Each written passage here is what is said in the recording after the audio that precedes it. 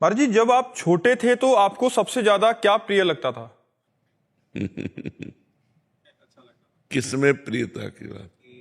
देखो, व्यवहार में माँ प्रिय थी, सबसे ज्यादा अम्मा से प्रेम था, क्योंकि माँ ही नहीं तो सबसे ज्यादा प्रेम माँ से था। और खाने में मिठाई प्रिय थी, खेलने में कुश्ती प्रिय थी, क्रीड़ा में कुश्ती प्रिय थी, और भगवान में भगवान शंकर प्रिय थे। हर डिपार्टमेंट बता दिया आपको। महाराज जी, अब आपका स्वास्थ्य कैसा है महाराज? आपके सामने बैठे हैं प्रभु, भगवान की कृपा से चल रहा है, बढ़िया कृपा। भगवान की कृपा से चल रहा है। महाराज जी, आप कह रहे हैं कि रोम रोम से नाम जप कैसे हो महाराज जी? रोम रोम से? हाँ, ऐसा आता है। बोले, नाम श्वास दो बिलग चलत है, इनको भेद न मोकों भावे, श्वासे नाम नाम ही श्वासा, नाम श्वास को भेद मिटावे। नाम श्वास को भेद मिटावे, तब रोम रोम तब रग रग बोले, तब कछ स्वाद नाम को पावे। जब श्वास और नाम एक हो जाए, श्वास ली, अपने आप नाम चलने लगे, श्वास छोड़ा, नाम अपने आप चल रहा है। जैसे श्वास वैसे ही नाम, नाम श्वास को भेद मिटावे। जब श्वास से जपते जपते हमारे कंठ में आता है, कंठ से हृदय में, हृदय से रोम रोम में छा जाता है। ये बहुत प्रयास करने पर। महाराज जी, जैसे पढ़ाई करते टाइम मतलब सांस पे सांस नाम का अभ्यास करते हैं तो महाराज जी हो नहीं पाता। हाँ, देखो, पढ़ाई के अलावा जितनी देर आप पढ़ाई कर रहे हो उतने समय को भगवान को अर्पित कर दो। जैसे 8 से 10 बजे तक आप पढ़ने में वास्तविक ईमानदारी से लगे रहे, तो 2 घंटा के समय को कृष्णार्पणम मस्तु समझे। फिर खाली समय राधा राधा। अगर 1 सेकेंड भी समय खाली मिला 2 घंटे में, तो हम राधा बोल लेंगे, राधा फिर पढ़ रहे हैं। और 2 घंटा समय, 4 घंटा समय, 8 घंटा समय, उसको पूरा 8 घंटे का समय, हे भगवान मैंने पढ़ाई में व्यतीत किया, सो आपके चरणों में समर्पित करते हैं, कृष्णार्पणम मस्तु। तो वो आपका कर्म आपको महान बना देगा। आप देख लेना, चलो आप ऐसे चलो। भिकारी चरण बारिक जी। राधे राधे। राधे राधे महाराज जी। महाराज जी, मैं श्री कृष्ण जी को प्राप्त करना चाहता हूँ, इसके लिए मैं क्या करूं? पहले तो धन्यवाद कि आप भगवान को प्राप्त करना चाहते हैं। नहीं, इस कलिकाल में भगवान को प्राप्त करने की बात कहाँ होती है। संसार के भोगों की प्राप्ति की चाह में ही लोग पूरा जीवन व्यतीत कर देते हैं। इसके लिए अगर वास्तविक प्राप्त करना चाहते हो तो सबसे पहले किसी संत महापुरुष की शरण में जाओ, उन्हें सद्गुरु रूप में वरण करो, फिर उनके द्वारा बताई हुई साधना करो। पहले किसी संत का आश्रय लो और उसके द्वारा बताई हुई साधना करो, उनके अनुशासन में रहो, वो जैसा जैसा आपको बताएं वैसा चलो, तो भगवत प्राप्ति हो जाएगी। क्योंकि बिना गाइड के हम कहीं नहीं जा सकते अपरिचित जगह में। तो हमारा परिचय तो है नहीं भगवान के, न मार्ग का और न भगवान से। तो हमें गाइड रूपी गुरु चाहिए, जो हमें मार्ग का भी परिचय बता सके और भगवान का भी परिचय बता सके। जब तक गुरु मंत्र न मिले तब तक राधा वल्लभ श्री हरिवंश नाम जप करो, ठीक है। और फिर इनसे बात कर लो, फिर गुरु मंत्र ले लो, और फिर एक दिनचर्या बना लो और उसी दिनचर्या से चलो। गंदे आचरणों का त्याग करो तो भगवान के मार्ग में आगे बढ़ जाओगे। वीरेंद्र गर्ग जी। राधे राधे महाराज जी। महाराज जी, बहुतों का ये प्रश्न रहता है कि आध्यात्मिक मार्ग पर आगे और प्रगति पाने के लिए दीक्षा का होना जरूरी है। अभी हमने बताया बिना गाइड के आप कैसे चल सकते हैं। गुरु बिनु भवनिधि तरह न कोई, चाहे शिव बिरंच सम होई। जब सच्चिदानंद भगवान श्री राम अवतार ग्रहण करते हैं तो गुरु रूप से वशिष्ठ भगवान को स्वीकार करते हैं, विश्वामित्र जी के चरण चापते हैं। जब भगवान सच्चिदानंद श्री कृष्ण रूप धारण करते हैं तो संदीपनी जी को गुरु रूप में वरण करते हैं। तो जिनकी श्वासों से वेदों का प्रादुर्भाव हुआ, वो भगवान जब गुरुदेव का वरण करते हैं तो हम इंसान को गुरुदेव के वरण के बिना कैसे भगवत प्राप्ति हो सकती है। इसलिए प्रथम भगति संतन कर संगा, प्रथम भक्ति है संत महात्माओं का संग करें और जो वेदों के पारगामी विद्वान हो और परब्रह्म की अनुभूति से युक्त हो, ऐसे गुरुदेव का वर्ण करे। सहसा किसी को गुरु न बनावे, पहले खूब संग करे, और जब परिचय अच्छे से प्राप्त हो जाए और अपनी श्रद्धा टिक जाए कि ये महात्मा हमारे गुरु पद पर विराजमान होंगे, तो हमारी भावना कभी हटेगी नहीं, तो फिर बना लेना। सहसा किसी के कहने से गुरु नहीं बनाना चाहिए कि हमने इनको गुरु बनाया तो आप भी बना लीजिए, या प्रवचन सुना भीड़ देखा तो गुरु बना लिया, ऐसे नहीं। पहले खूब जांचना चाहिए और अपने भाव देखने चाहिए कि मेरे भाव यहाँ लगते हैं कि नहीं, कि गुरु साक्षात परब्रह्म, गुरु मेरा परब्रह्म परमात्मा बैठा हुआ गुरु के रूप में बोल रहा है, मेरे भाव ऐसे हैं कि नहीं।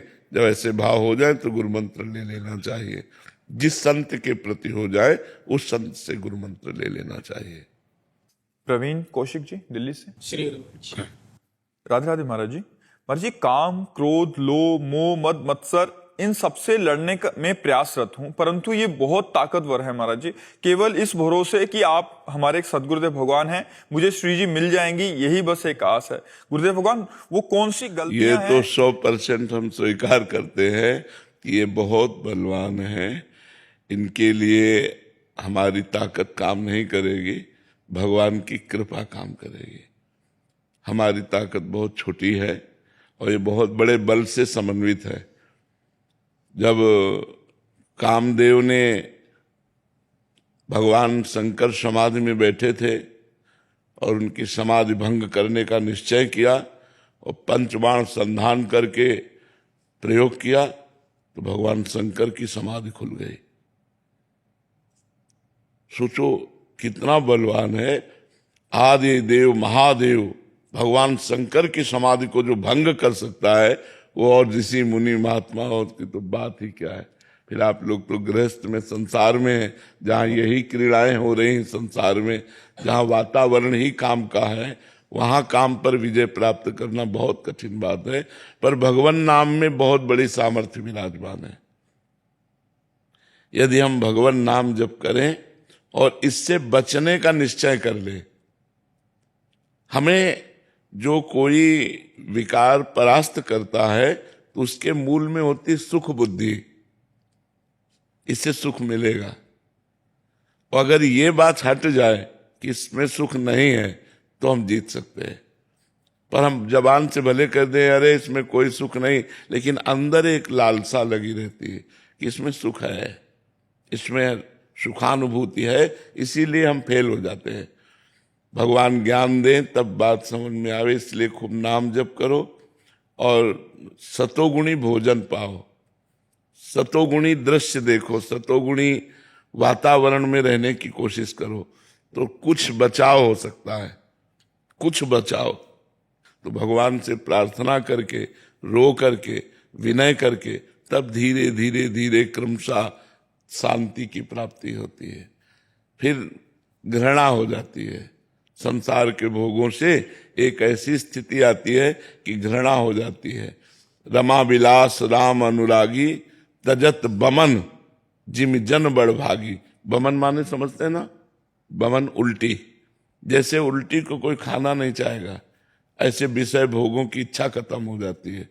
पर वो बहुत भजन करने पर, थोड़ा 2 4 10 माला घुमाले पे नहीं, निरंतर जब भजन करे तो भजन के प्रभाव से भोगों में अरुचि हो जाती है, भोगों से वैराग्य हो जाता है, तब वो जीतता है। नहीं तो बहुत प्रबल काम है, बहुत प्रबल काम है। पुरुष जीत सके नारी, जो विरक्त मत धीर, वही पुरुष स्त्री के संयोग काम पर विजय प्राप्त कर सकता है, जो वैराग्यवान है और जो धीरमती है।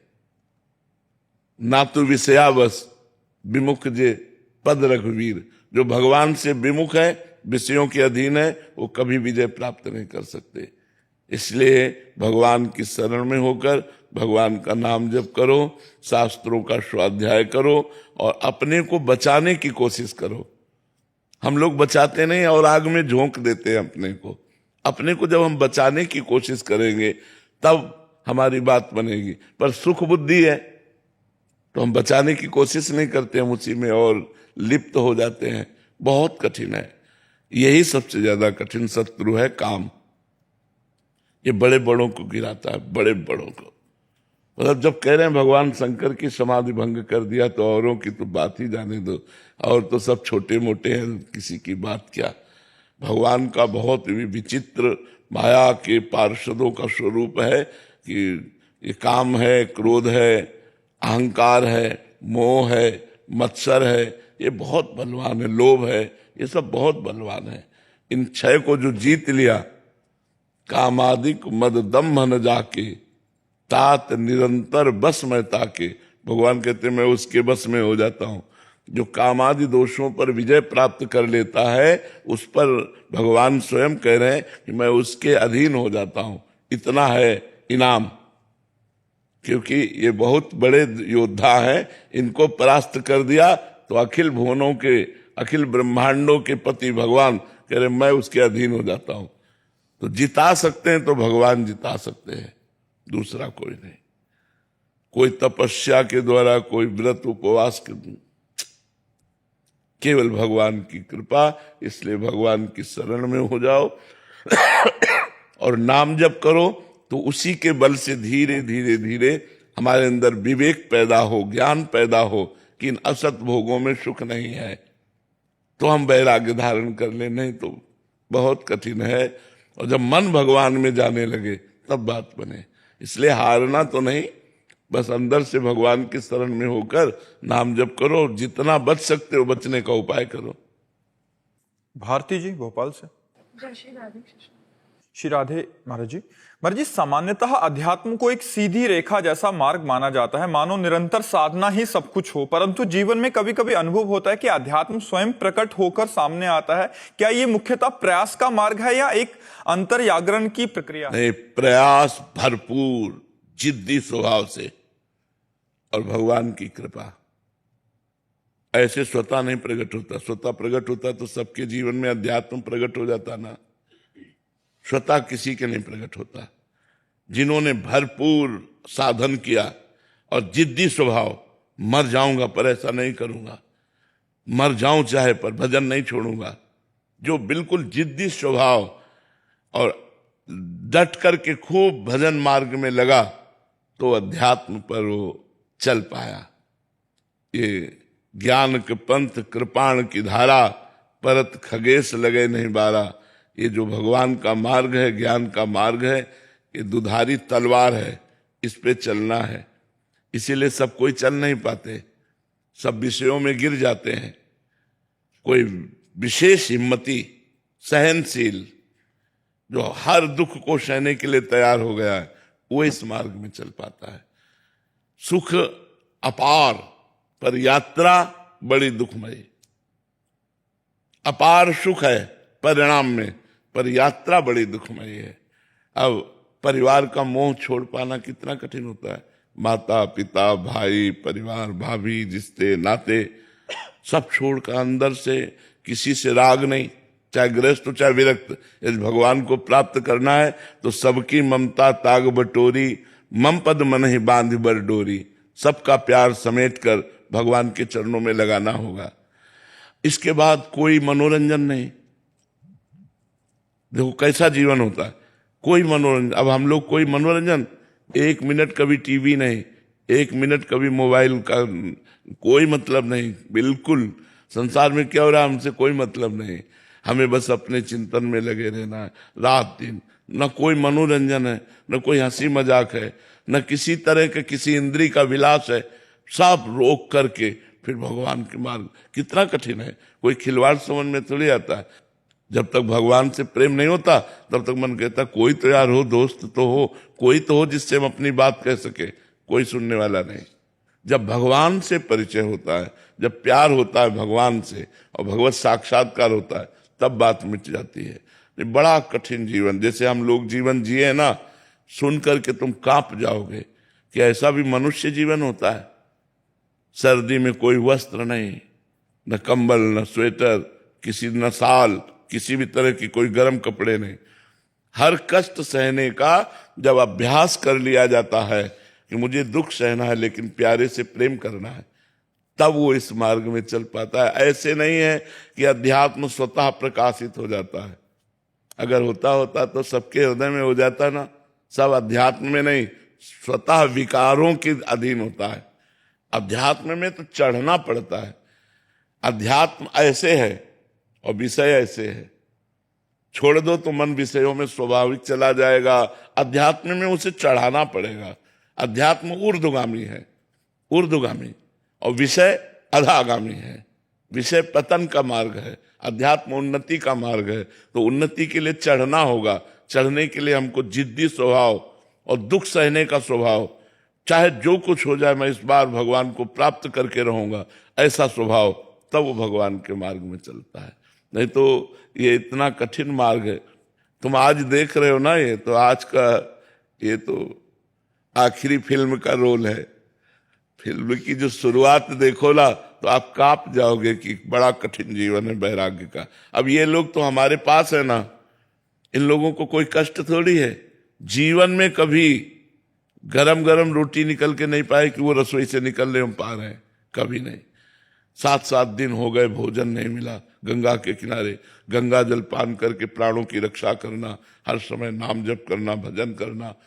तब परमार्थ का जो मार्ग है वो ऐसे नहीं। जीवित मर जाए उलट आप में समाए, यही दिलगिरी है। पर परमार्थ का जो मार्ग है वो केवल 2-4 माला घुमा लेना है। जीवित मर जाए, जैसे मरे हुए पुरुष में कोई कामना नहीं होती, मान अपमान का बोध नहीं होता, ऐसे। हमें एक संत मिले, उन्होंने कहा, नई अवस्था थी, तो उन्होंने कहा तुम बाबा जी तो बन गए हो लेकिन निर्वाह करना बहुत कठिन है। कहा क्यों महाराज जी? उनका जैसे कुत्ते को रोटी डालो वो पाने के लिए आ जाएगा, और डंडा मारो चला जाएगा, फिर पुचकारो फिर आ जाएगा, फिर उसको दबका दो फिर चला जाएगा। ऐसे साधु का स्वभाव होना चाहिए कि एक आदमी 10 बार अपमान करे और फिर बुलावे तो अपमान भूलकर तुरंत उसके दरवाजे खड़ा हो जाए। कभी उसको ये भान न होना चाहिए कि ये 10 दिन से मुझे गालियां दे के भगा रहा है, मैं इसके दरवाजे कभी नहीं जाऊंगा, ऐसा। और कहा सुनो, मन को ऐसे मारना है जैसे सांप को बंदर पकड़ लेता है और वो पेड़ पर घसता है उसका मुंह, फिर कान में लगाता है, अगर सूं हुआ जरा सा फिर घसता है। बोले ऐसे मन को पकड़ करके अगर तनिक भी विषय की चंचलता रह गई, मारो मन को।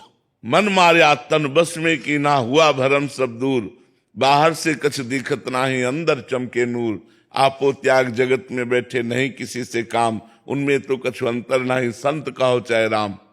जिन्होंने मन को मार लिया, जिन्होंने इंद्रियों को वश में कर लिया, जो अपने देह राग को भूल गए, जो संसार के सुखों को रौंद डाला, वो परमार्थ उनके हृदय में अध्यात्म प्रकाशित होता है। तो इसलिए हमारी प्रार्थना है कि ये न समझा जाए अगर स्वतः प्रकाशित होता तो सबके हृदय में प्रकाशित हो जाता। जो जितना कठिन तप करता है, जो जितना प्रयासरत है, उतने अध्यात्म में आगे बढ़ पाया। रजत भारद्वाज जी।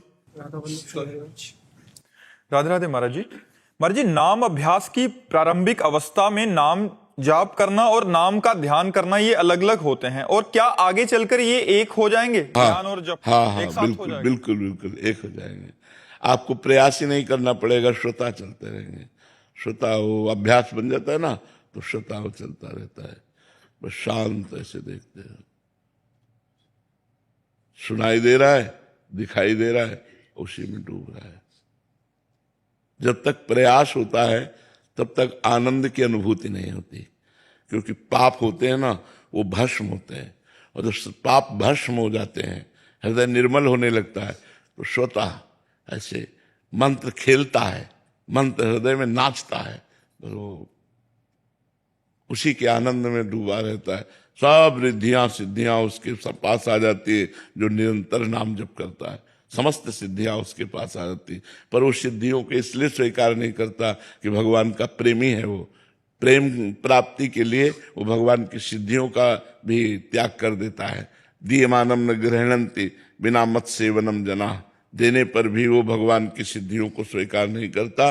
भगवान से अविरल भक्ति मांगता है, भगवान से प्रेम मांगता है। तो जैसे हम प्राथमिक अभ्यास करते हैं, वही जब सिद्ध हो जाता है तो स्वाभाविक हो जाता है। राधे जी, शरण जी। राधे राधे महाराज जी। गुरुदेव भगवान आपके चरणों में कोटि कोटि प्रणाम। गुरुदेव, प्रिया प्रीतम के गुरुदेव के संतों के चरणों में जैसी आसक्ति, निर्मल प्रीति होनी चाहिए, बार बार उसका अभाव सा महसूस होता है। महाराज जी, ये आसक्ति कैसे प्रकट हो? यह अभाव पूरे जीवन महसूस होता रहेगा अगर सही ढंग से चले तो। अभाव, असंतोष भजन में ये उन्नति का लक्षण है। और संतुष्ट हो जाना, अरे, और ये महसूस हो जाना कि मेरे में कुछ है, वो अहंकार है। जब महसूस नहीं होता तो अहंकार भगवान के चरणों में समर्पित होता है, और जीवन भर जब ये और बढ़ जाता है तो रोना आता है कि प्रभु पूरा जीवन हो गया, जैसा भजन होना चाहिए वैसा भजन नहीं, आपसे प्रेम नहीं, संतों से वैसी आसक्ति नहीं, नाथ में बड़ा अधम हूँ। और वो रो रो कर भगवान से प्रार्थना करने लगता है। इसी में उसके अंदर प्रेम का प्रादुर्भाव हो जाता है। ये अच्छी बात है ऐसा रहना कि हमारे अंदर न संतों से वो प्रेम है, न भगवान से वैसा प्रेम है, न वैसा भजन होता है। पर ईमानदारी से भजन करते रहना चाहिए। ये केवल वाणी का विषय नहीं होना चाहिए, ये हृदय का विषय होना चाहिए। इसी से दैन्यता आती है। तृणादपि सुनीचेन, मैं तृण से भी नीच हूं, ऐसा तभी भाव आता है। निरंतर नाम जप करना चाहिए, हमारे प्रयास में कमी नहीं होनी चाहिए, और भाव यही रहना चाहिए कि जैसा भजन होना चाहिए वैसा भजन नहीं है। यदि ऐसी स्थिति रही तो अच्छा साधक बन जाएगा। और जहाँ थोड़ा सा भजन करके संतोष हो जाता है और अहंकार हो जाता है, वो भी पतित हो जाता है, वो परमार्थ पर चल नहीं पाता है। इसलिए ये भाव उत्तम है, पर प्रयास हमारा अथक होना चाहिए। रात दिन कभी शास्त्र स्वाध्याय, कभी नाम जप, कभी सत्संग सुन रहे, कभी समाज की सेवा कर रहे हैं, परिवार की सेवा कर रहे हैं, वो सब भगवान को अर्पित करे, भगवद स्मरण परायण रहे तो साधना उत्तम हो जाती है। हरसुख दास जी महाराज। राधे राधे महाराज जी। महाराज जी, जब 84 धुनी तपस्या करते हैं तो गुरु प्रणाली का जाप करना चाहिए या कोई जाप का महत्व ज्यादा है? नहीं, गुरु प्रणाली का, जो गुरु जी ने मंत्र दिया है उसी का जाप करना चाहिए। क्योंकि मंत्र मूलम गुरु वाक्यम, जो गुरुदेव ने मंत्र दिया है उसी का जाप करना चाहिए, अपने मन से किसी और मंत्र का नहीं। क्योंकि और मंत्र हमको सिद्ध करना पड़ेगा, और जो गुरु मंत्र है वो सिद्ध मिला हुआ है, गुरु परंपरा से आता है ना वो मंत्र, तो सिद्ध मंत्र आता है, तो उससे बहुत जल्दी हृदय में जागृति हो जाती है। इसीलिए गुरु परंपरा से जुड़ा जाता है कि हमारे गुरुदेव ने यही मंत्र जपा, गुरुदेव के गुरुदेव ने यही मंत्र जपा। ऐसे सैकड़ों संत हो गए जिन्होंने इस मंत्र को जप करके रसास्वादन किया, और गुरुदेव के द्वारा हमको वो मिला, तो सिद्ध मंत्र होता है। उस मंत्र को बस जागृत करना है, बहुत जल्दी हृदय में जागृत हो जाएगा। और जैसे किसी ग्रंथ से देखकर मंत्र, उसे स्वयं सिद्ध करना पड़ेगा। तो ये सिद्ध मंत्र जो गुरु प्रणाली से मिला है, और लाभ स्वयं सिद्ध करके भी उतना नहीं मिलेगा जितना गुरु मंत्र से मिलेगा। क्योंकि मंत्र मूलम गुरु वाक्यम, मंत्र का मूल गुरु के वाक्य हैं, जो उन्होंने बोला वही हमको स्वीकार कर लेना चाहिए, गुरु मंत्र ही जपना चाहिए। श्री अनुराग टाक जी, रतलाम से। राधे राधे महाराज जी।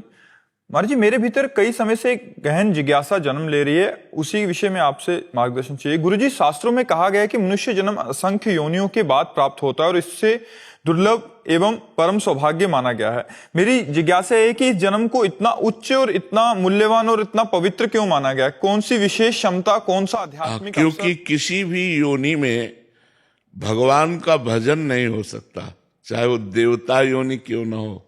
देवता केवल स्वर्ग में अपने पुण्यों का भोग भोग सकते हैं, वो नया कर्म नहीं कर सकते।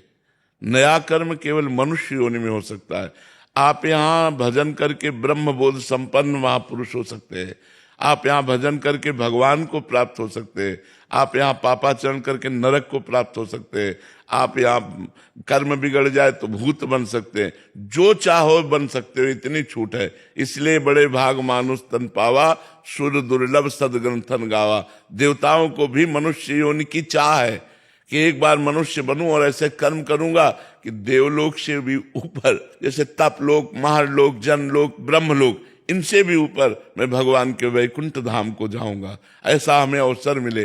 पर हम जब मनुष्य योनि में आते हैं तो गंदे भोगों में भोग कर अपने मन को और मलिन कर लेते हैं और पुनः 84 लाख योनियों में चले जाते हैं। ये साधन धाम मोक्ष कर द्वारा, पाए न जे परलोक सम्हारा, सो परत्र दुख पावे, सिर धुनि धुनि पछताए, काले कर्म ईश्वर मिथ्या दोष लगाए। ये भगवत प्राप्ति के लिए, साधना के लिए मिला हुआ है कि हम अपनी इंद्रियों को वश में करें, मन को वश में करें और भगवान का भजन करके भगवान की प्राप्ति करें। ये दुर्लभता है, ये किसी भी योनि में नहीं। 83,99,999 योनियों में इतनी क्षमता नहीं कि वो भजन कर सके। वो केवल मनुष्य जन्म में क्षमता दी गई है, इसीलिए दुर्लभो मानुषो देहो, इसे दुर्लभ कहा गया। दुर्लभो मानुषो देहो, मनुष्य शरीर मिलना दुर्लभ है। लेकिन यहाँ आकर के हम क्या करते हैं? नशाखोरी, बेविचार, गंदे आचरण, फिर बर्बाद हो जाते हैं। भूमि परत भा ढावर पानी, तिम जीव ही माया लपटानी। जैसे आकाश से स्वच्छ जल गिरा और भूमि में आते ही मलिन हो जाता है, ऐसे माँ के गर्भ से निकलते ही माया लिपट जाती है। बस शुरू हो गया कहाँ कहाँ कहाँ, ये तुम्हारे मम्मी, ये तुम्हारे पापा, परिचय प्रारंभ हो गया और आए थे हरिभजन को भूल गए, फिर उसी प्रपंच में लग गए। फिर ब्याह हुआ, फिर हमारे पुत्र पुत्रियां हुई, फिर उनका ब्याह, फिर इसी में पूरा जीवन व्यतीत हो गया। हम जिस लक्ष्य के लिए आए थे कि भगवान का भजन करके भगवान की प्राप्ति करेंगे, वो हम भूल जाते हैं। मनुष्य जन्म इसीलिए दुर्लभ है कि इसके द्वारा हम साधना करके, भजन करके भगवान की प्राप्ति कर सकते हैं। ये अन्य किसी योनियों में नहीं, अन्य किसी योनियों में नहीं। सोनल मिश्रा जी, राधे राधे महाराज जी। महाराज जी, क्या इस कलयुग में भगवान जी अवतार लेंगे? ऐसा तो शास्त्रों में लिखा है कि भगवान लेंगे अवतार। भगवान के कल की अवतार की चर्चा आती शास्त्रों में, तो ऐसा लिखा है भगवान लेंगे। पर वो जब बहुत विकराल कलयुग बढ़ेगा, अभी 4,32,000 वर्ष कलयुग की आयु है, तो उसमें 5,000 के ऊपर ही, अभी तो 32,000 नहीं क्रॉस किया है। कलयुग में इतना पापाचरण बढ़ जाएगा, इतना पापाचरण बढ़ जाएगा कि कहीं राम कृष्ण नाम सुनने को नहीं मिलेगा। देखो धीरे धीरे उसका प्रभाव बढ़ रहा है।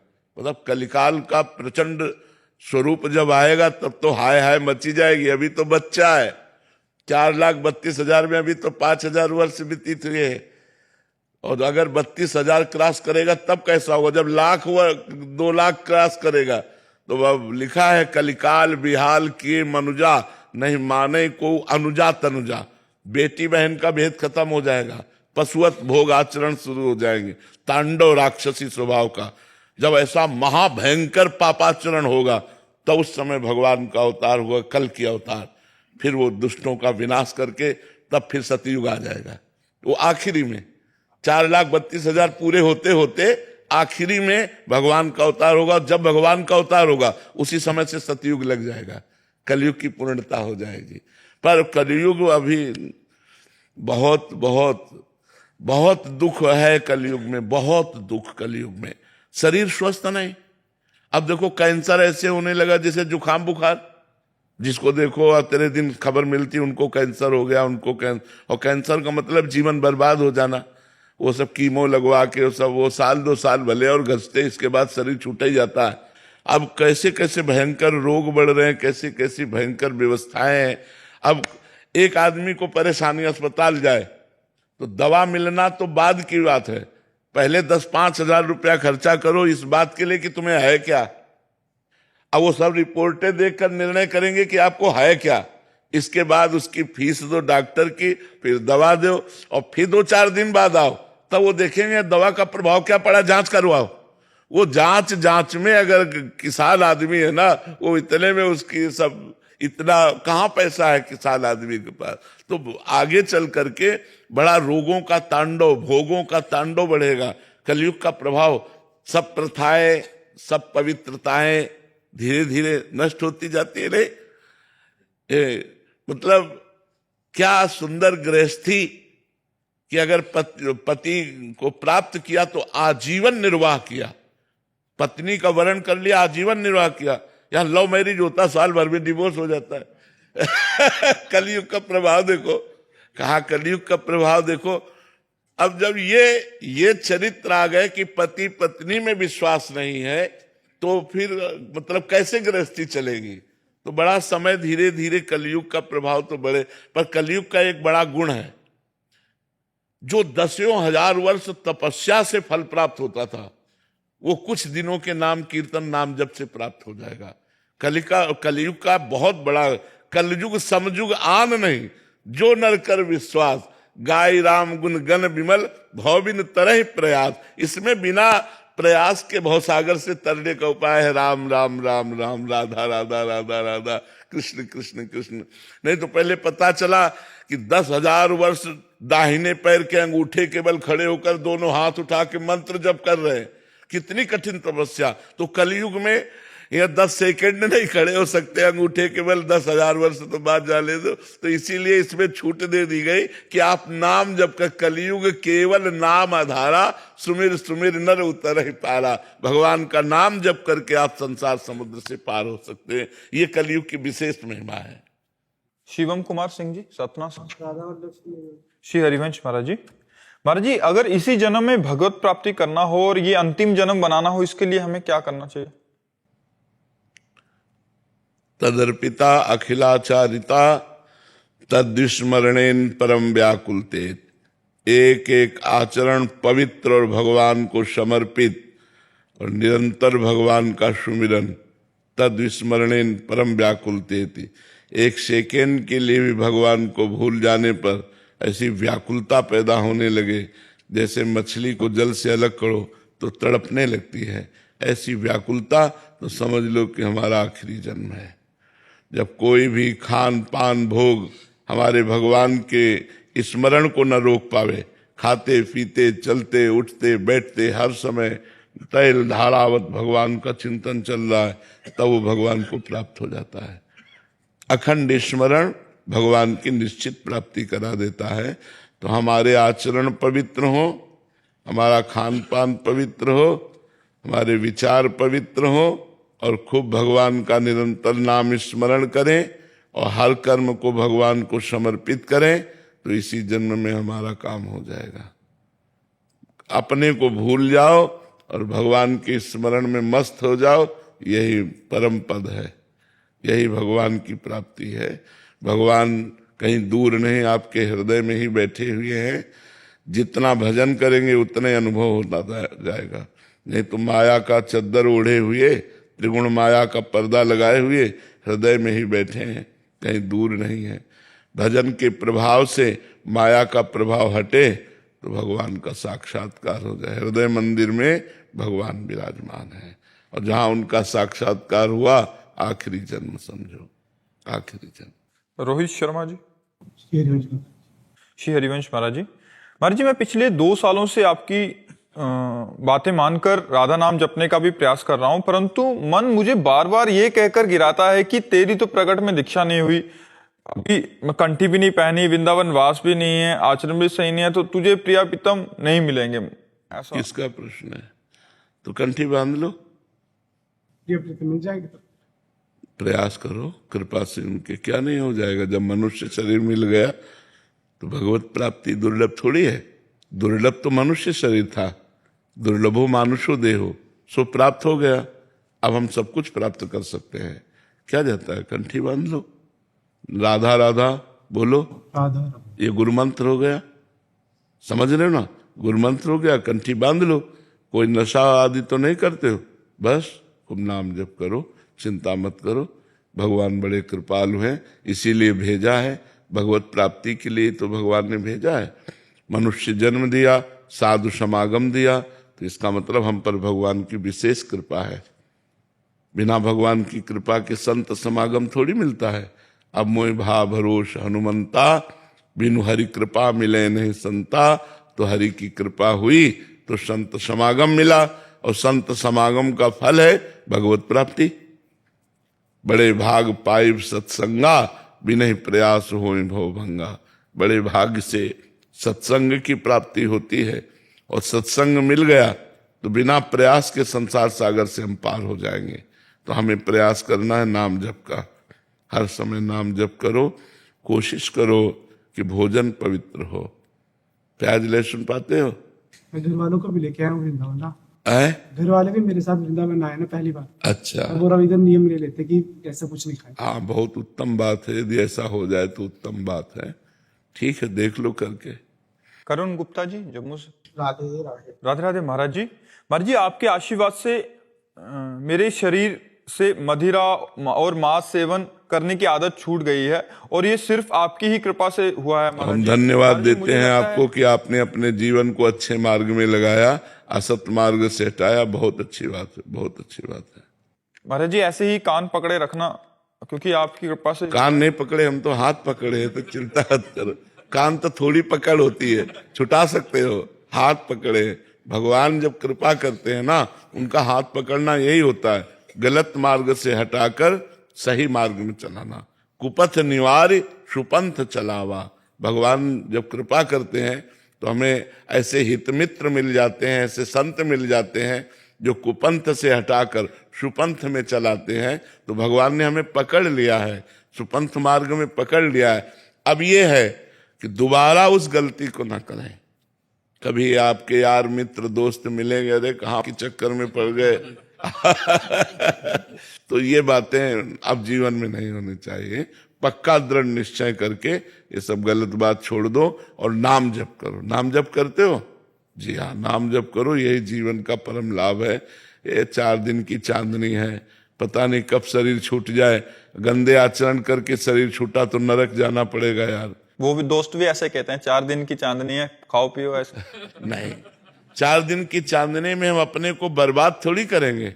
हमको अच्छे मार्ग में चलना, जब हमें अवसर में, यही तो गंदे लोगों के विचार होते हैं कि यार थोड़ा समय मिला है हम गंदा कर ले। नहीं, थोड़ा समय मिला है हम अपने को संभाल लें, हम अच्छे आचरण करें, हमारा आगे का जन्म बुरा ना हो, पशु पक्षी कीट योनियों में न जाना पड़े।